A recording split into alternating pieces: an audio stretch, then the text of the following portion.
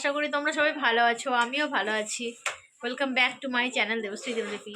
আর তোমাদের যে আগের দিনে বইমেলার ওই যে কি বলে উদ্বোধন ভিডিওটা দেখিয়েছিলাম না, তো আজকে যাচ্ছি বইমেলাটা দেখতে। তো সেদিন তো সব স্টলগুলো ঠিকমতো করে বসেনি বলে দেখতে পারিনি, আর টাইমটা হাতে কম ছিল, কিন্তু আজকে যাব মেয়েদেরকে নিয়ে।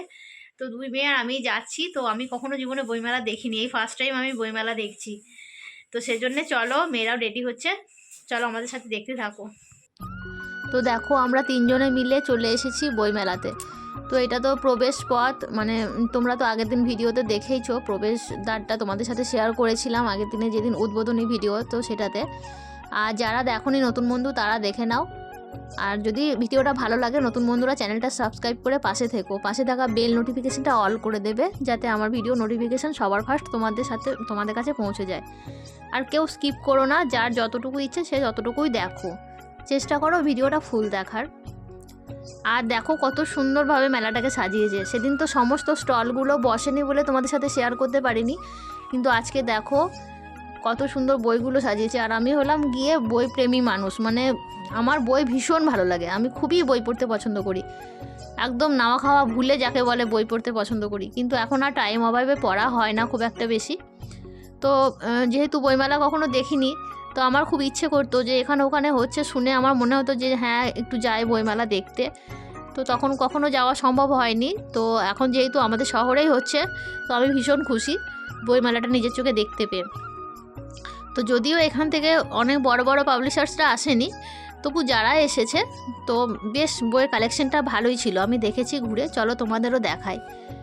তো ভিড়ভাড়টা তখন খুব একটা বেশি হয়নি, কারণ তখন একটু বিকেল বিকেল ছিল, তো সন্ধ্যের দিকে হয়তো ভিড় হয়, কিন্তু আমি ওই ভিড়ভাড়টা এড়াবার জন্যে আমি বিকেল বিকেলে গেছিলাম। আর যেহেতু মেয়েদের পড়াশুনোর ব্যাপার ছিল, সন্ধ্যেটা তো নষ্ট করলে হবে না মেলার পিছনে। তো চলো, বইমেলা তো তাই মেয়েদেরকে নিয়ে এসেছি বেশি উৎসাহের সঙ্গে। তো দেখো ঘুরে ঘুরে দেখছি, আমি যতই বলছি যে এটা ওটা বইগুলো নে, তো আমার মেয়েরা ততই ভূতের বই খুঁজছে, জানো, ভূতের গল্পেও। মানে আমি বলছি যে ভয় খাবি, নিতে হবে না। তো দেখো যেখানে যাবে, যে দোকানে যাচ্ছে, দেখো শুধু ওই ভূতের গল্প ভূতের গল্প। তো পছন্দই আর হচ্ছে না, কোনটা নেবে বুঝতেই পারছে না। তো চলো শেষ পর্যন্ত কী নিল তোমরা দেখতে পাবে। আর বন্ধুরা, পুরো ভিডিওটা যদি আমি মানে একটা ভিডিওতে দিতাম, তাহলে কি বলো তো অনেকটা বড় হয়ে যেত, তো ধৈর্য সহকারে দেখা একটু কঠিন হবে। তো সেজন্যে আমি ভিডিওটা দুটো পার্টে নিয়ে এসেছি।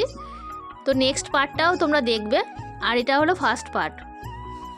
তো দেখছো বইগুলো সাজানো আছে, মনে হচ্ছে কি বলো তো একটা করে পারি আর পড়ে নিই, এত সুন্দর লাগছে। তো আমি যদিও নিজের জন্য কিছু নিইনি, কারণ আমার বাড়িতে মানে অলরেডি অনেক বইয়ের কালেকশন আছে এবং আমার পড়াও হয়ে গেছে।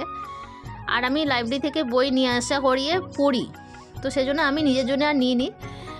আর নিয়েছি মেয়েদের জন্যেই, কারণ ওদেরকে নিয়ে এসেছি উৎসাহের সঙ্গে, যদি কিছু কিনে না দিই ওদের মনটা খারাপ হবে, তো সেই জন্যে নিয়েছি ওদের জন্যেই। তো মোটামুটি দেখছি আমি যা মানে গল্পের বইয়ের তুলনায় উপন্যাসের বইয়ের দোকানেই ভিড়টা বেশি দেখলাম।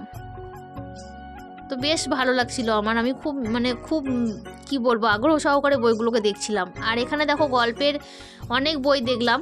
তো আমার ছোটো মেয়েকে তো একটা ঈশপের গল্প কিনে দিলাম। দেখছো বড় মেয়ে এখানে এসে ওই দেখেছো সেরা 50 ভৌতিক গল্প। ওহ কি বলবো, শুধুই ভূতের বই আর শুধুই ভূতের বই। তো বললাম একটা গোয়েন্দার বই নে বা এমনি অন্য কোনো গল্পের বই নে, না ওইটাই নেবে। তো নিয়েছো শেষ অবধি ভূতের গল্পই নিয়েছে। আর এই বইটা আমার খুব ভালো লাগলো, যে ঈশপের গল্প, তো বিপ্লব মজুমদারের লেখা। আমি এই বইটা আমার ছোটো মেয়েকে দিলাম, কারণ ও ছোট ছোট গল্প পড়বে, আর খুব বেশি বড় গল্প হলে তো ওর পড়তে আগ্রহ থাকবে না, পড়ার আগ্রহটাই নষ্ট হয়ে যাবে। তো সেই জন্য আমি ওকে বললাম তুই এই ছোট ছোট গল্প আছে এই গল্পের বইটাই নে। তো এক কথাতে দেখলাম রাজিও হয়ে গেল, গল্পের বইটা ওর ভালোও লেগেছে, অসংখ্য গল্প আছে প্রচুর।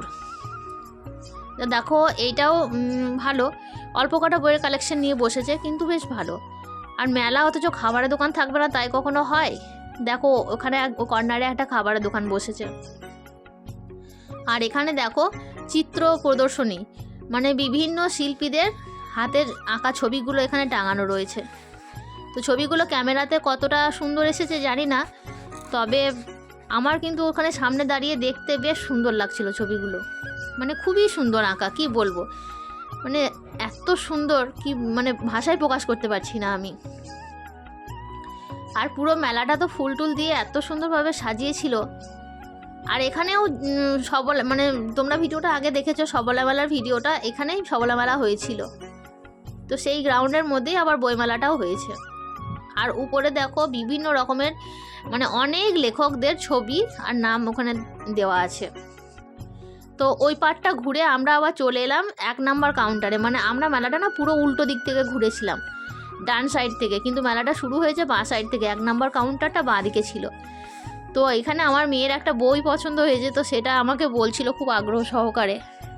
তো 2 নম্বর কাউন্টার থেকে আমরা এই বইটা নিলাম।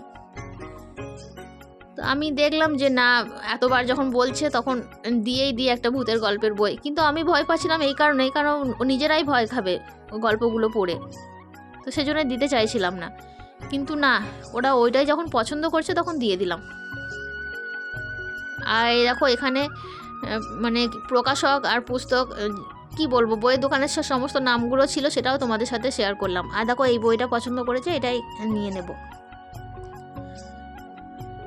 আর পরবর্তীতে কি কিনছি না কিনছি সেগুলো দেখার জন্য আমার নেক্সট পার্টে যে ভিডিওটা আসবে সেটাতে চোখ রাখো।